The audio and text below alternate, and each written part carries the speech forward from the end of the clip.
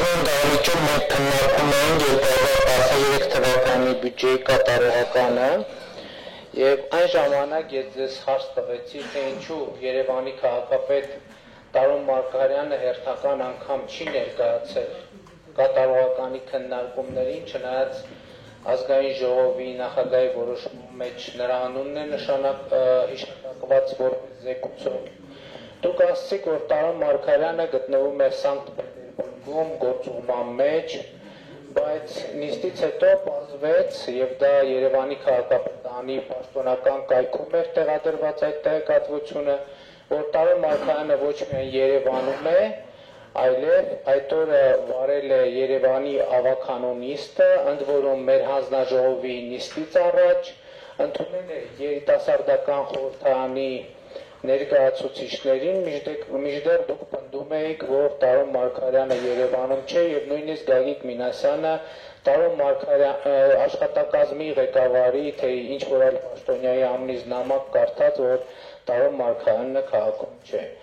Առաջին կետով ես ակնկալում եմ ձեր բացատրությունը, թե ինչպես կարող եք դուք Հայաստանի Հանրապետության ազգային ժողովին իրականությանը այսքան շատ չհամապատասխանող տեղեկատվություն տալ եւ ինչ բացատրություն ունեք դուք դրա համար։ Սա առաջինը, երկրորդը այս տարի ինչ է պատահել Տարոն Մարգարյանին, ինչու նա հիմա ներկա չի մեր նիստին։ Հաջորդ հարցը։ Տեսեք, Երևանի քաղաքապետարանի բյուջեի կարևորագույն հոդվածներից մեկը վերաբերվում է հայտնի կարմիր գծերին։ Դուք գիտեք, որ մենք այսպիսի պրակտիկա կա, որ մարդիկ նախապես վճարում են, այսինքն կարող են նախապես մի տարվա համար վճարել, 6 ամսվա համար վճարել եւ կամ մարդիկ, որ օգտվում են դրանից։ Բայց գոնե ինձ հայտնի են դեպքեր, երբ մարդը մի տարվա վճարումը իրականացրել է եւ ինքը գալով օրինակ Երևանի քաղաքի կենտրոն չի կարողանում ավտոկանգառ գտնել, այսինքն կայանելու տեղ գտնել։ Ստացվում է, որ այդ մարդը վճարել է ծառայության համար, բայց չի կարողանում օգտվել ծառայությունից։ Այդ մոտավորապես նույնն է, թե մտնես խանութ, փողը տաս եւ ապրանքը չստանաս։ Հարցս հետևյալն է, ինչպես է այս իրավիճակը մեկնաբանում Երևանի քաղաքապետարանը, այսինքն ինչ է անում այս վճարած եւ ծառայությունից օգտվելու հնարավորություն չունեցող քաղաքացիների իրավունքները պաշտպանելու համար։ Խոսքը վերաբերվում է այն դեպքերին, երբ ուրեմն մարդը գնում է եւ ուղղակի ֆիզիկապես տեղ չկա։ Ազգային ժողովի հանդեպ եւ քաղաքապետ Տարոն Մարգարյանը եւ իր տեղակալը ունեն խորը հարգանք, լավ գիտակցելով ազգային ժողովի կոչվածությունը, դերն է, նշանակությունն է մեր երկրի, մեր պետության կյանքում։ Սա մեկ։ Երկրորդը, թյուրիմացություն չեմ ստեղծել երբեք, այո, պարոն Մարգարյանի այցը պլանավորված էր, նախապես տեղեկացված էր աշխատակազմը, որ այդ ժամանակահատվածում ինքը կարող է գտնվել Սանկտ Պետերբուրգում։ Մինչդեռ, այո, այդ օրը վերադարձել էր երկրորդ կեսից եւ ավականու նիստին էր մասնակցել եւ ընդունել էր պատվիրակություն, բայց նախապես ժամանակահատվածը, որ ընդգրկում էր այս օրերի քննարկումը, որևէ թյուրիմացությունից զերծ մնալու, անակնկալից զերծ մնալու կամ չխախտելու կամ անկանխատեսելի ժամանակի գրաֆիկի փոփոխություն երբեք լիներ, այս բոլոր երաշխիքների տեսանկյունից ուղարկվել էր այո նամակ, որ քաղաքապետ այգորի բացակայել է եւ իրեն փոխարինել իր առաջին տեղակալ։ Այսօրվա հետ կապված պարոն Մարգարյանը այսօր ընդունել է գերմանական Կարմիր խաչի պատվիրակությանը, որը 10 տարվա ծրագիր է իրականացում սոցիալական լուրջ մայրաքաղաքում, ստեղծված է սոցիալական կենտրոն։ Ամենաբարձր ղեկավարությամբ այսօր պատվիրակությունն է մայրաքաղաքում, քննարկում են նախապես պլանավորված հանդիպումներ, նախապես եւ քննարկվում են հետագա մեր համագործակցության շարունակությունը ծրագրի նոր համաձայնագրի կողմից։ Այս մասին նախապես պարոն Մարգարյանը տեղեկացրել էր համապատասխան հանձնաժողովին այսօրվա նիստը վարող, որ իրենք փոխարինի իր առաջին տեղակալը, օրենքի ուժով քաղաքապետի առաջին տեղակալը օժտված է փոխարինելու քաղաքապետին իր լիազորությամբ։ Այսօր էլ Տարոն Մարգարյանը Երևանի քաղաքապետը համաձայնեցնելով հանձնաժողովների ղեկավարների հետ լիազորել է իր առաջին տեղակալին ներկայացնելու Երևան քաղաքի պետական բյուջեից հատկացումների ծրագրությունը։ Երկրորդ հարցին կարմիր գծերի հետ կապված պարոն Փաշինյան պիտի հիշեցնեմ, որ կարմիր գծերից ստացված եկամուտները աղերս չունեն պետական բյուջեի հատկացումների հետ, այն համարվում է համայնքային բյուջեի մասամբ 30%-ով աղբյուր եւ որևէ կապ չունի այս բյուջեի քննարկման հետ, իհարկե առնչություն ունի համայնքի բյուջեի հետ, ինչը դեռ նախագծման, քննարկման եւ հաստատման փուլը կայանա դեկտեմբեր ամսին։ Միանշանակ, այո, լինում են դեպքեր, երբ իսկապես կայանելու հնարավորություն չի կարողում ունենալ, դրա համար մենք աստիճանաբար ընդլայնում ենք ցանցը այն փողոցների, որոնք ճանապարհային ոստիկանության հետ համատեղ քննարկման արդյունքում ենթակա են այդ գծանշման եւ կայանատեղման համար։ Աստիճանաբար մենք նաեւ հնարավորություն ենք տալիս ընդլայնելով ցանցը, որ նման դեպքերից զերծ մնա մեկ տարվա տուրքը վճարած անձը հնարավորություն ունենա կայանելու։ Պարոն Արյան, նախ այս տարվա մայիսի 27-ի դեպքերի մասին նախ ինֆորմացիայի համադրումը ցույց է տալիս, որ այդ օրը մայիսի 27-ին Երևանի ավականու նիստը տեղի է ունեցել մեր հանձնաժողովի նիստից առաջ, եւ դուք ինքներդ էլ այդ նիստին պիտի որ մասնակցած լինեիք, եւ հետո դուք աշխատանքի ներկայացած պիտի լինեիք եւ չեք կարող չիմանալ, որ Տարոն Մարգարյանը Երևանում է։ Հիմա դուք ասում եք բան, որ ազգային ժողովի նկատմամբ մեծ հարգանք ունեք, ամեն տարի այդ բանը մենք ձեզնից լսում ենք, բայց ես չի փոխվելու։ Ինչ? Չի փոխվելու հարգանքս, այդպես էլ կա ամեն։ Եթե ձեր հարգանքը արտահայտվում է նրանով, որ ազգային ժողովին ակնհայտ սխալ եւ սուտ տեղեկատվություն տրամադրեք, ուրեմն ես այդտեղ պետք է հարցեր են առաջանում, էլի հիմա կլինի մենք էլ ձեզ տենց հարգենք, կարծում եմ ձեզ առանձնապես դեռ չի գա, եթե մենք Երևանի քաղաքապետարանին տենց այդ ոճով հարգենք։ Հիմա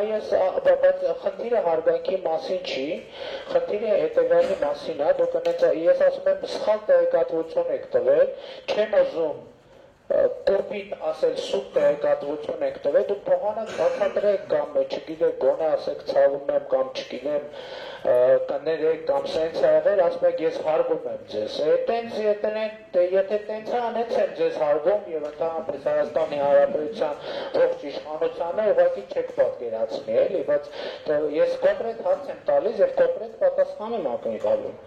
Երկրորդը կարմիր գծերի մասին, դուք ասում եք, որ իրավիճակ եմ նկարագրում, մարդը վճարել է եւ չի կարողանում ծառայությունից օգտվի։ Այսինքն ինքը վճարել է մի ամբողջ տարվա համար, որ գնա եւ կայանատեղի ստանա Երևան քաղաքի X մասում։ Հիմա ինքը գնում իր աշխատավայրի շուրջ 5 անգամ պատտվում է, կայանատեղի չի գտնում։ Հիմա ինչի համար է մարդը նախապես վճարել։ Եվ եթե ծառայությունը չեք մատուցել, ուրեմն բարի եղեք, եթե այդ մարդը հիմնավորում է կամ եթե չեք կարողանում այդ տեղը ապահովել, այդ մարդու գումարը հետ տվեք կամ երկարացրեք եւս 1 տարով։ Հակառակ դեպքում ում դուր կգա գնա միտեղ, ասեն գնա կինոյի տոմս առնես, բայց մտնես կինոն չլինի, կամ տեղ չլինի նստելու, կամ ասեն չի լինելու այսօր կինոն, դա որևէ մեկին դուր կգա, դա ոչ մի տրամաբանության չի ենթարկվում։ Եվ մի դիտարկում հանձնաժողովի նախագահների մասից ասեց, որ ձեզ հետ ճշտված է պարոն Մարգարյան, այսինքն դուք եք ասում, որ Տարոն Մարգարյանը հանկարծ չկա այս կողմերի չերևա։ Ես այդ տպավորությունը ստացա, պարոն Արյանն ասում է հանձնաժողովների նախագահների հետ ճշտված, համաձայնեցված, այս մյուս մարզպետներին էլ ասեք թող չկան, այդ մարդիկ հողպարակ չեն։ Թողնան ավելի կարևոր գործեր կունենան, զբաղվեն, գալիս են ստեղ մի ժամ ձանձրանում բան, այսքան տվին, այսքան ծախսեցինք, շնորհակալություն Տարոն Մարգարյանի, այլ չի։ Պարոն Փաշինյան, հանձնաժողովի նախագահները չեն որոշում ով գա, ով չգա։ Ասել դա որոշում է ԵԿՕ-ը։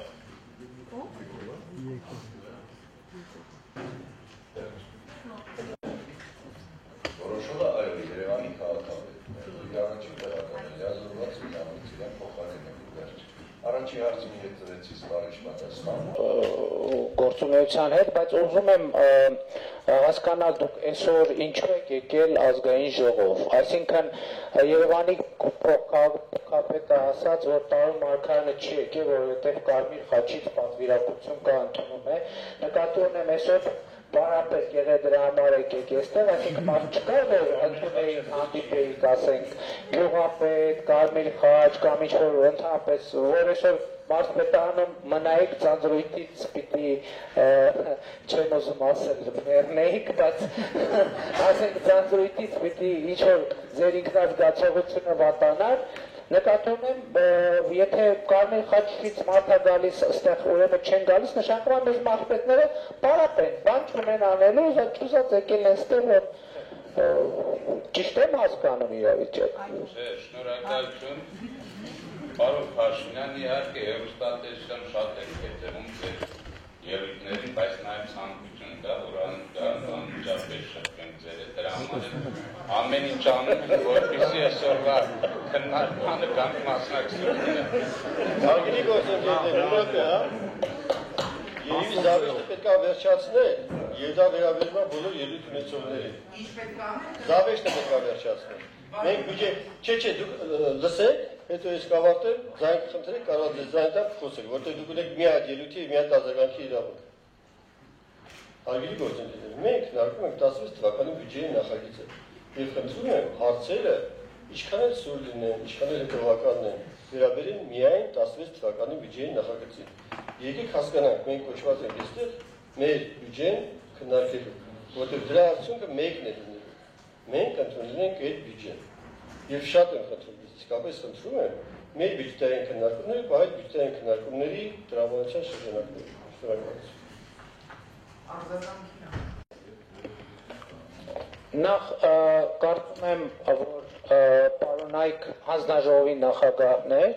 դուք պետք է մտածեք այս նիստը զավեշտի չվերածելու մասին, եւ դուք ձեր պահվածքով ընդհանրապես զավեշտի եք վերածում, ես լրջությամբ եմ ասում, այս մեծ մարզպետները, որ ամեն տարի պարտաճանաչ գալիս են, ինչ են գալիս։ Ես նրանց կոչ եմ անում, ուղղակի չգալ, որովհետև սա վիրավորական է կոնկրետ նրանց համար։ Իսկապես տպավորությունը ստացում Կարմիր խաչից է եկել, քերուս տղեն էր Ռոստովից եկել, ես էի գնացել բանակի քերֆոն էի Սանկտ Պետերբուրգում, այսինքն մեր մարդիկ ստեղ պարապ են, ես չեմ հասկանում։ Եթե դուք չեք կարողանում ձեր նիստերը, ձեզ խաբել են, պարոն Մինասյան, անցած մայիսի 27-ին Տարոն Մարգարյանը Երևանում առավոտից մինչև իրիկուն Երևան ա եղել եւ ձեզ խաբել են։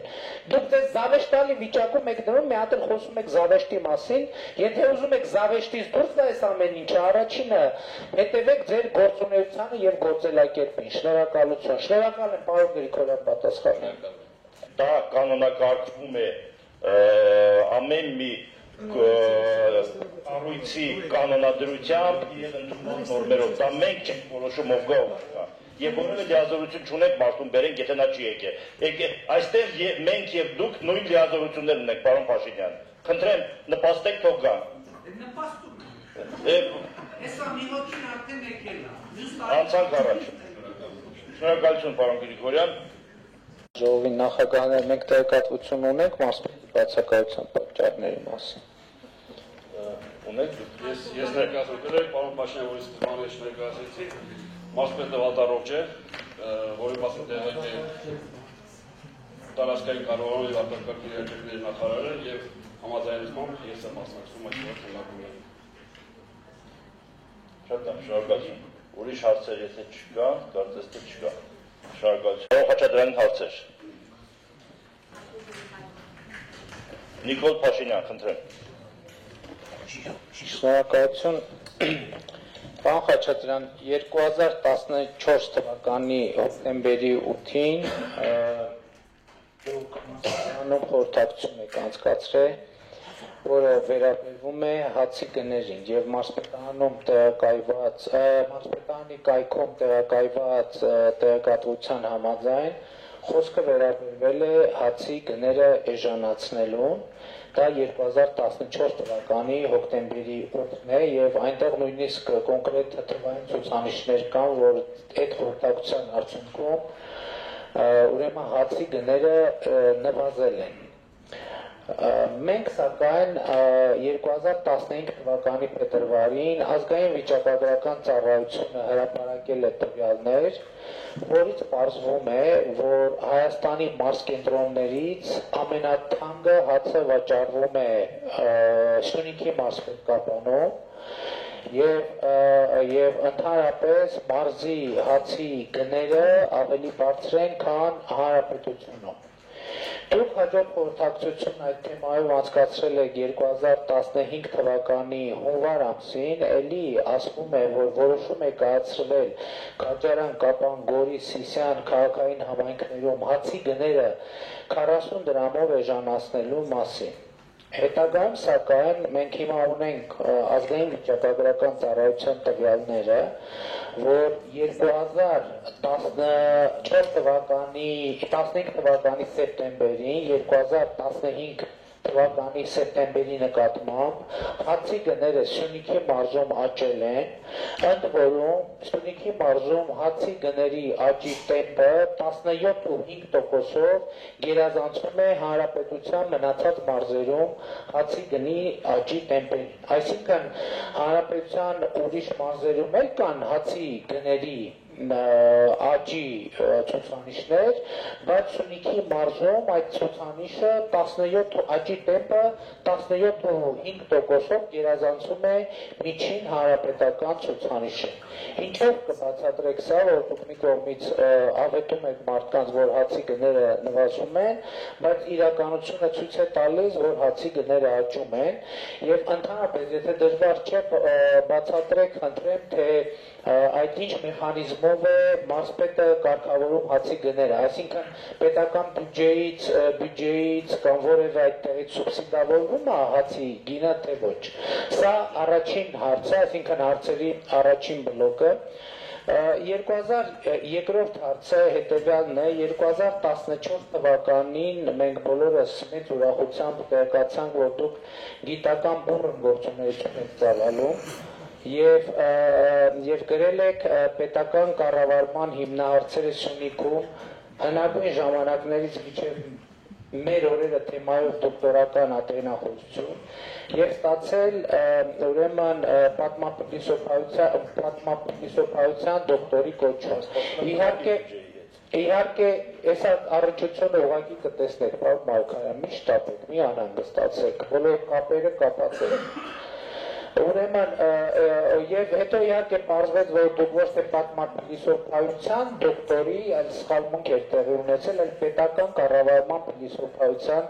դոկտորի կոչում եք ստացել։ Հիմա կապը պետական բյուջեի հետ, պարոն Մարգարյան, պարոն Խաչատրյան, կարող եք ասել, պատրաստվում եք արդյոք շարունակել ձեր գիտական գործունեությունը, մասնավորապես քանի որ բյուջեն ենք քննարկում, հնարավոր է, որ առաջիկայում մենք տեսնենք այսպիսի վերնագրով աշխատություն, պետական բյուջեի նախագծերը Սյունիքում հնագույն ժամանակներից մինչև մեր օրերը եւ այս աշխատության շրջանակներում պատրաստվում եք արդյոք պայքարել մասնավորապես գիտությունների ազգային ակադեմիայի ակադեմիկոսի կոչման համար։ Շնորհակալություն։